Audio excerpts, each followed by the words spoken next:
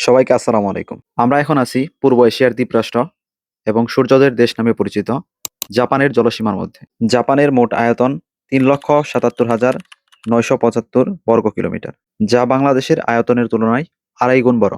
তবে মজার বিষয় হলো, বাংলাদেশের জনসংখ্যা যেখানে ২০ কোটি ছুঁই ছুঁই, জাপানের জনসংখ্যা সেখানে মাত্র ১২.৫ কোটি। জনসংখ্যার দিক থেকে জাপান পৃথিবীতে ১০ম অবস্থানে রয়েছে। আমার ভিডিওতে আপনারা যেই ছোট বড় দ্বীপগুলো দেখছেন, এগুলোর প্রত্যেকটিই জাপানের অংশ। এখানে অবাক করা বিষয় হলো, জাপানিজরা কিন্তু পুরো জাপানকে বসবাসের জন্য ব্যবহার করে না। জাপানের ১২.৫ কোটি জনগণের পুরোটাই মাত্র ৪৩০টি দ্বীপকে তাদের বসবাসের জন্য ব্যবহার করে। কিন্তু ২০২৩ সালের জরিপ অনুযায়ী জাপানের মোট দ্বীপের সংখ্যা ১৪,১২০টি, যার মধ্যে প্রায় ১৩,৫০০ বা তার থেকেও অধিক সংখ্যক দ্বীপ বসবাসের অযোগ্য বা জনমানবহীন।